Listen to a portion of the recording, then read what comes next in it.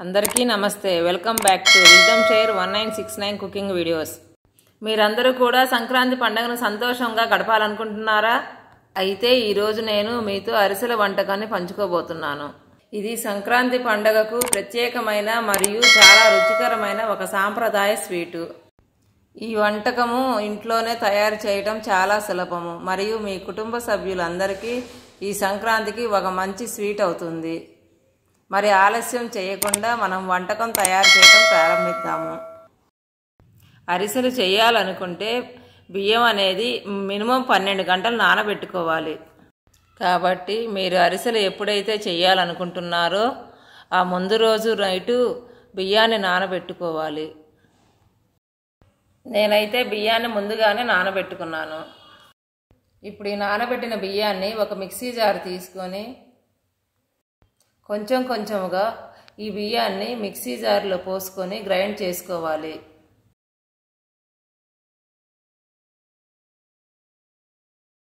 Grind చేసిన బియ్యం అనేది బరకగా ఉంటుంది కాబట్టి జల్లించుకోవాలి.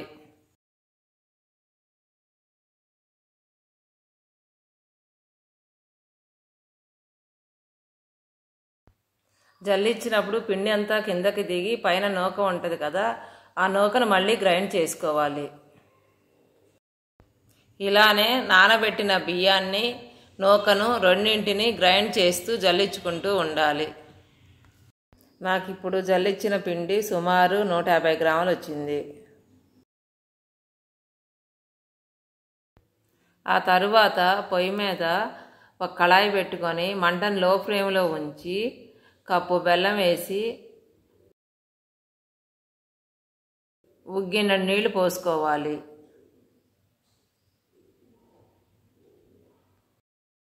బెల్లం కొలత వచ్చేసరికి కిలో బియ్యానికి 3/4 కిలో బెల్లం వేసుకోవాలి. కాబట్టి నేను తీసుకున్న బియ్య పిండి 150 గ్రాముల పిండికి 50 గ్రాములు బెల్లం వేసుకున్నాను. ఇప్పుడు ఈ బెల్లాన్ని పాకు వచ్చేంత వరకు కూడా కలదిప్పుకుంటూ ఉండాలి.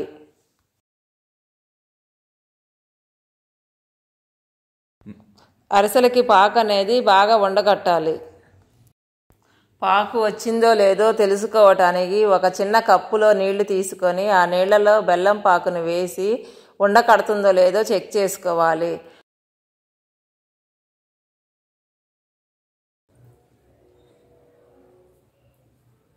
ఇలా అనాలి, చింతపిక్కలాగా.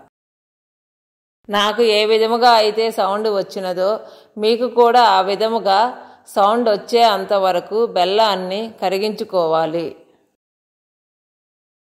ఇప్పుడు ఈ పాకులోకి బియ్యపిండిని కొంచెం కొంచెంగా వేస్తూ కలిదిప్పుకుంటూ ఉండాలి. ఎందుకనంటే ఒకేసారి బియ్యపిండి మొత్తాన్ని వేసుకుంటే ఉండలుండలుగా కడుతుంది కాబట్టి కొంచెం కొంచెంగా వేసుకుంటూ కలదిప్పుకోవాలి.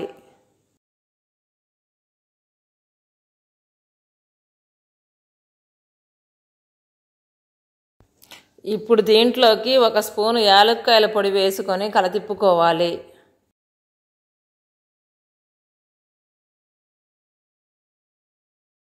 చూశారు కదండి, పిండి అనేది ఈ కన్సిస్టెన్సీగా రావాలి.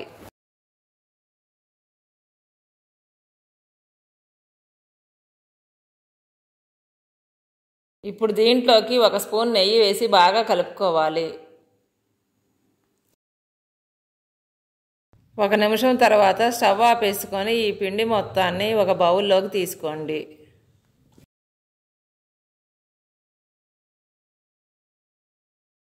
ఇప్పుడు స్టవ్ మీద ఒక కళాయి పెట్టుకొని డీప్ ఫ్రైకి సరిపడేంత నూనె పోసుకొని మంటను హై ఫ్లేమ్లో ఉంచి నూనె అంతా బాగా వేడొచ్చే వరకు వేడి చేసుకోవాలి.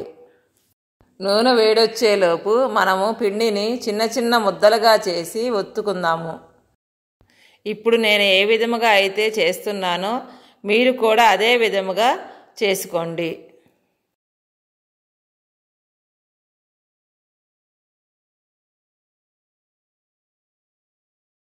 నేను తీసుకున్న 150 గ్రాముల పిండికి నాకైతే 6 అరిసెలు వచ్చినాయి.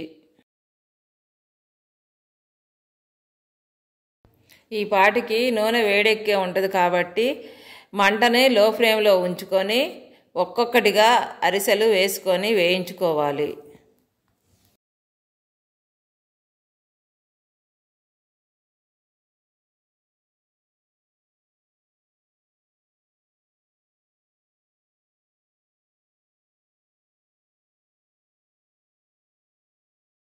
అరిసె ఈ విధముగా వచ్చిన తర్వాత ఒక చిల్లుల గంటలోకి తీసుకొని ఇంకొక గంట మీద పెట్టుకొని ఈ విధంగా ఆయిల్ పోయే అంతవరకు ఒత్తుకొని ఒక బౌల్లోకి సర్వ్ చేసుకోవాలి. Thank you for watching. మీకు మా వీడియో నచ్చినట్టయితే please like, share, subscribe and click the bell icon.